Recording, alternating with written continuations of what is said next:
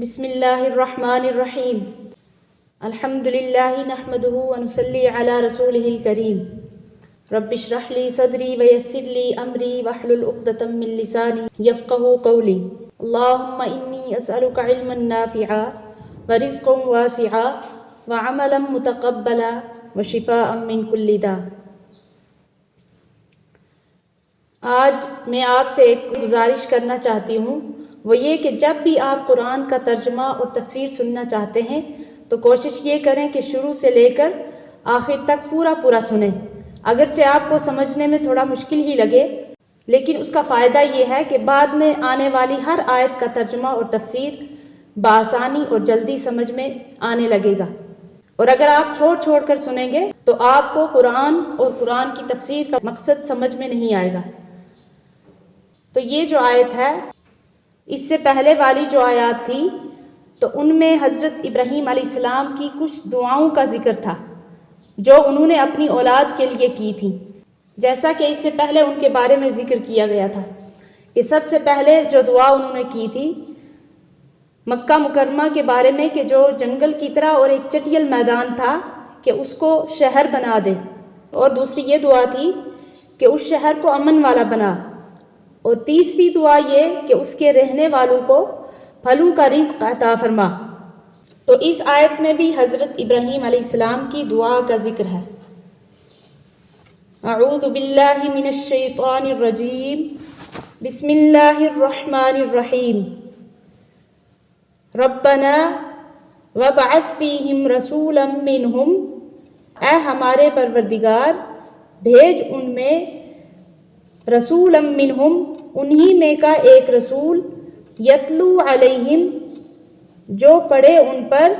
آیاتک، تیری آیتیں، ویعلمہم الکتاب، اور سکھائے ان کو، یعلم سکھائے، ہم ان کو،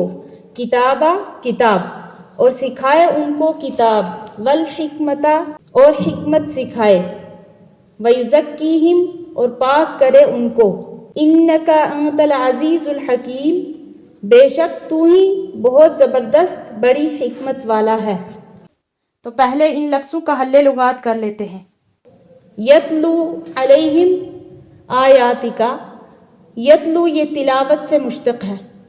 تلاوت کے اصلی معنی اتباع اور پیروی کے آتے ہیں۔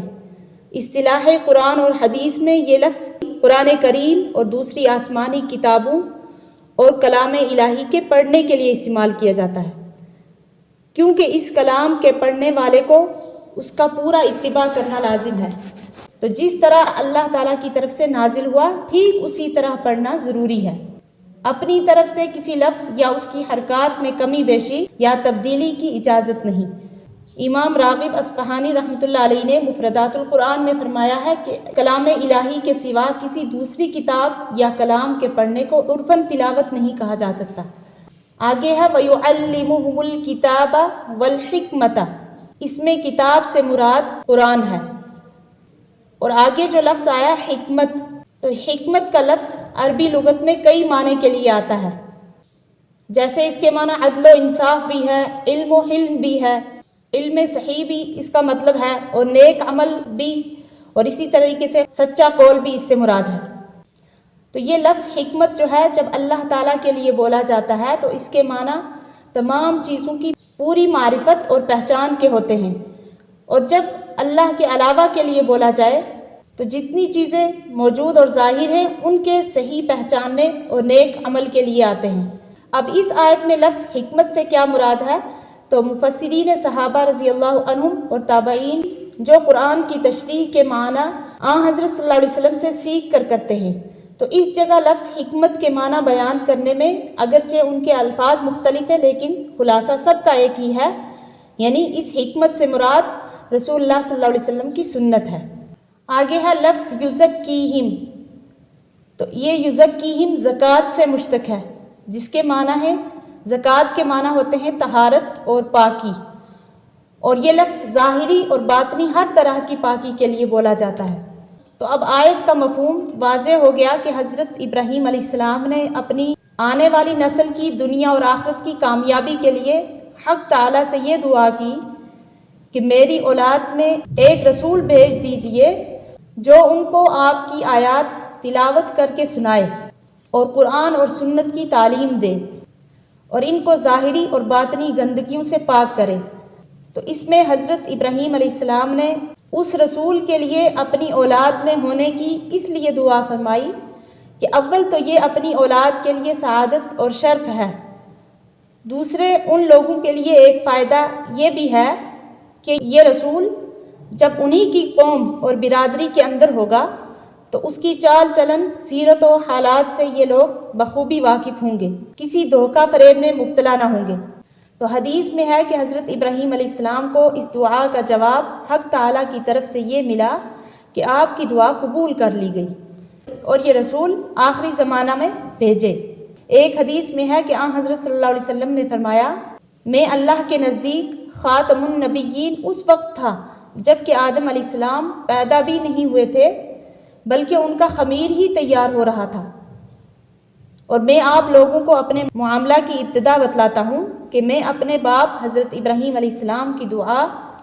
اور حضرت عیسیٰ علیہ السلام کی بشارت اور اپنی والدہ ماجدہ کے خواب کا مظہر ہوں۔ عیسیٰ علیہ السلام کی بشارت سے مراد ان کا قول ہے مبشرم برسول یأتی من بعد اسمہ احمد، کہ میں خوشخبری دینے والا ہوں ایسے رسول کی کہ جو آئیں گے میرے بعد جن کا نام احمد ہوگا۔ اور والدہ ماجدہ نے حمل کی حالت میں یہ خواب دیکھا تھا کہ میرے بدن سے ایک نور نکلا جس سے ملک شام کے محلات جگمگا اٹھے۔ پھر قرآن میں حضرت صلی اللہ علیہ وسلم کی بعثت کا تذکرہ کرتے ہوئے دو جگہ سورہ آل عمران اور سورہ جمعہ کی ایک آیت ہے، ان آیتوں میں انہی الفاظ کو لوٹایا گیا ہے جو حضرت ابراہیم علیہ السلام کی دعا میں یہاں مذکور ہیں،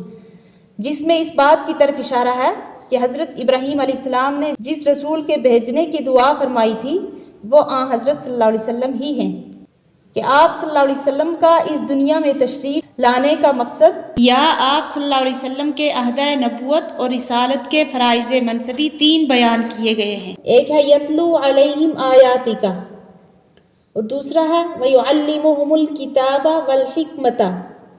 اور تیسرا ہے وَيُزَکِّیہم، یعنی ایک تلاوت آیات اور دوسرے تعلیم کتاب اور حکمت اور تیسرے لوگوں کا تزکیہ اخلاق۔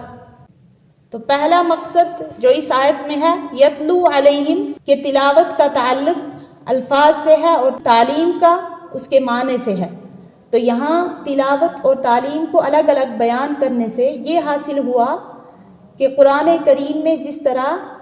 معانی مقصود ہیں اس کے الفاظ بھی مستقل مقصود ہیں، ان کی تلاوت اور حفاظت فرض اور اہم عبادت ہے۔ اس میں غور کیا جائے تو دو اہم نتیجے آپ کے سامنے آئیں گے۔ اول یہ کہ قرآن کریم دوسری کتابوں کی طرح ایک کتاب نہیں جس میں صرف معنی مقصود ہوتے ہیں، الفاظ ایک ثانوی حیثیت رکھتے ہیں۔ دوسری کتابوں میں اگر معمولی تبدیلی بھی ہو جائے تو کوئی حرج نہیں سمجھا جاتا، بلکہ قرآن کریم کے جس طرح معانی مقصود ہیں اسی طرح الفاظ بھی مقصود ہیں، اور الفاظ قرآن کے ساتھ خاص خاص احکام شرعیہ بھی متعلق ہیں۔ خلاصہ یہ ہے کہ اس آیت میں رسول اللہ صلی اللہ علیہ وسلم کے فرائض منصبی میں کتاب یعنی قرآن کی تعلیم سے علیحدہ آیات کی تلاوت کو ایک الگ فرض قرار دے کر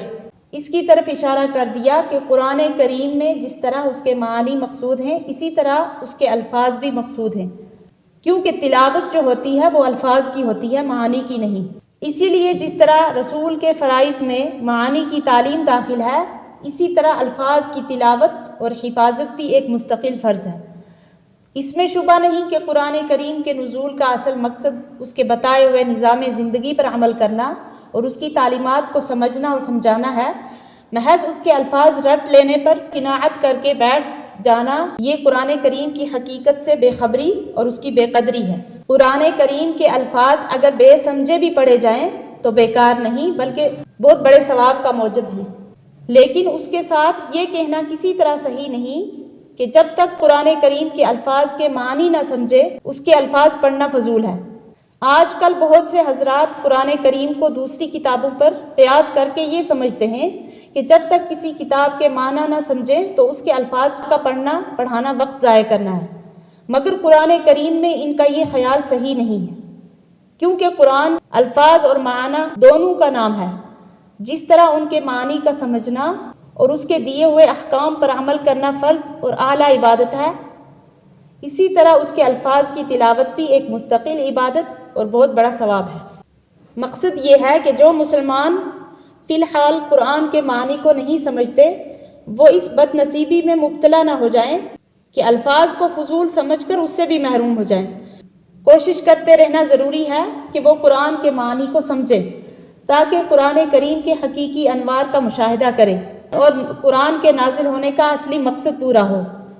اسی طرح تلاوت آیات کے فرض کے ساتھ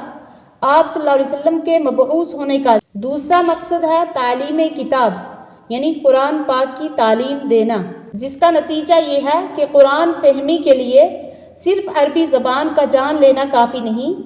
بلکہ رسول اللہ صلی اللہ علیہ وسلم کی تعلیم کی ضرورت ہے۔ جیسے کہ تمام علوم اور فنون میں یہ بات معلوم اور مشاہد ہے کہ کسی فن کی کتاب کے مفہوم کو سمجھنے کے لیے محض اس کتاب کی زبان جاننا بلکہ زبان کا ماہر ہونا بھی کافی نہیں، جب تک کہ اس فن کو کسی ماہر استاد سے حاصل نہ کیا جائے۔ اب غور کیا جائے کہ معمولی فنون اور ان کے سمجھنے کے لیے جب محض زبان دانی کافی نہیں، کسی استاد کی تعلیم کی ضرورت ہے، تو قرآن کے مضامین جو علوم الہیہ پر مشتمل ہیں وہ محض عربی زبان جان لینے سے کیسے حاصل ہو سکتے ہیں؟ اور اگر یہی ہوتا تو جو شخص عربی زبان سیکھ لے وہ قرآن کے معارف کا ماہر سمجھا جائے، تو آج بھی ہزاروں یہودی اور نصرانی عرب ممالک میں عربی زبان کے بڑے ماہر ادیب ہیں، وہ سب سے بڑے مفسر قرآن مانے جاتے ہیں، اور عہد رسالت میں ابو جہل، ابو لہب قرآن کے ماہر سمجھے جاتے ہیں۔ غرض یہ ہے کہ قرآن کریم نے ایک طرف تو رسول اللہ صلی اللہ علیہ وسلم کے فرائض میں آیات کی تلاوت کو ایک مستقل فرض قرار دیا، دوسری طرف تعلیم کتاب کو ایک الگ فرض قرار دے کر بتلا دیا کہ محض آیات کی تلاوت کا سن لینا فہم قرآن کے لیے عربی زبان جاننے والوں کے واسطے بھی کافی نہیں، بلکہ تعلیم رسول صلی اللہ علیہ وسلم ہی کے ذریعے قرآنی تعلیم کا صحیح علم حاصل ہو سکتا ہے۔ اگر قرآن کے مضامین کو بتلانے سکھلانے کی ضرورت نہ ہوتی تو رسول اللہ صلی اللہ علیہ وسلم کو بھیجنے ہی کی کوئی حاجت نہ تھی، مگر اللہ تعالیٰ علیم اور حکیم ہیں، وہ جانتے ہیں کہ قرآن کے مضامین کی تعلیم اور تفہیم کے لیے دنیا کے دوسرے علوم و فنون سے زیادہ تعلیم استاد کی ضرورت ہے، اور یہاں پر عام استاد بھی کافی نہیں، بلکہ ان مضامین کا استاد صرف وہ شخص ہو سکتا ہے جس کو حق تعالیٰ سے بذریعہ وحی شرف ہم کلامی حاصل ہو، جس کو اسلام کی اصطلاح میں نبی اور رسول کہا جاتا ہے۔ تو اس لیے قرآن کریم میں رسول اللہ صلی اللہ علیہ وسلم کو دنیا میں بھیجنے کا مقصد یہ قرار دیا کہ وہ قرآن کریم کے معانی اور احکام کی شرح کر کے بیان فرمائیں۔ ارشاد ہے لِتُبَيِّنَ لِلنَّاسِ مَا نُزِّلَ إِلَيْهِمْ، یعنی ہم نے آپ کو اس لیے بھیجا ہے کہ آپ لوگوں کے سامنے اللہ کی نازل کردہ آیات کے مطالب بیان فرمائیں۔ تو تعلیم کتاب کے ساتھ آپ صلی اللہ علیہ وسلم کے فرائض میں جو دوسری چیز ہے وہ تعلیم حکمت بھی ہے۔ حکمت کے عربی زبان کے اعتبار سے اگرچہ کئی معنی ہو سکتے ہیں، لیکن اس آیت میں اور اس کے ہم معنی دوسری آیات میں صحابہ رضی اللہ عنہم اور تابعین رحمۃ اللہ علیہ نے حکمت کی تفسیر سنت رسول صلی اللہ علیہ وسلم سے کی ہے، جس سے واضح ہوا کہ رسول کریم صلی اللہ علیہ وسلم کے ذمہ جس طرح قرآن کے معانی کا سمجھانا اور بتلانا فرض ہے، اسی طرح پیغمبرانہ تربیت کے اصول اور آداب جن کا نام سنت ہے، ان کی تعلیم بھی آپ کے فرائض منصبی میں داخل ہے۔ اسی لیے حضرت صلی اللہ علیہ وسلم نے فرمایا کہ انما بعثت معلما، میں تو معلم بنا کر بھیجا گیا ہوں۔ اور یہ ظاہر ہے جب آپ صلی اللہ علیہ وسلم کا مقصد وجود معلم ہونا ہے تو آپ صلی اللہ علیہ وسلم کی امت کا مقصد وجود متعلم اور طالب علم ہونا لازم ہو گیا۔ تو اس لیے ہر مسلمان مرد اور عورت بحیثیت مسلمان ہونے کے ایک طالب علم ہونا چاہیے جس کو تعلیمات رسول کریم صلی اللہ علیہ وسلم کی لگن ہو۔ اور تیسرا مقصد ہے تزکیہ، یعنی تیسرا فرض حضرت صلی اللہ علیہ وسلم کے فرائض منصبی میں تزکیہ ہے،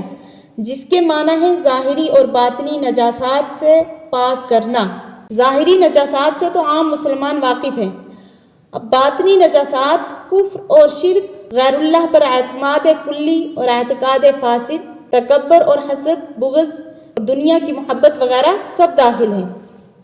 اگرچہ علمی طور پر قرآن و سنت کی تعلیم میں ان سب چیزوں کا بیان آ گیا ہے، لیکن تزکیہ کو آپ صلی اللہ علیہ وسلم کا ایک الگ فرض قرار دے کر اس کی طرف اشارہ کر دیا گیا کہ جس طرح محض الفاظ کے سمجھنے سے کوئی فن حاصل نہیں ہوتا، اسی طرح نظری اور علمی طور پر فن حاصل ہو جانے سے اس کا استعمال اور کمال حاصل نہیں ہوتا، جب تک کسی مربی کے زیر نظر اس کی مشق کر کے عادت نہ ڈالے، کیونکہ تعلیم کا کام در حقیقت سیدھا اور صحیح راستہ دکھلا دینا ہے، مگر ظاہر ہے کہ منزل مقصود تک پہنچنے کے لیے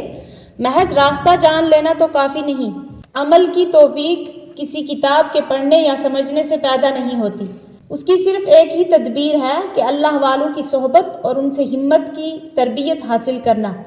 اسی کا نام تزکیہ ہے۔ فصلی اللہ علیہ وعلی آلہ واصحابہ اجمعین۔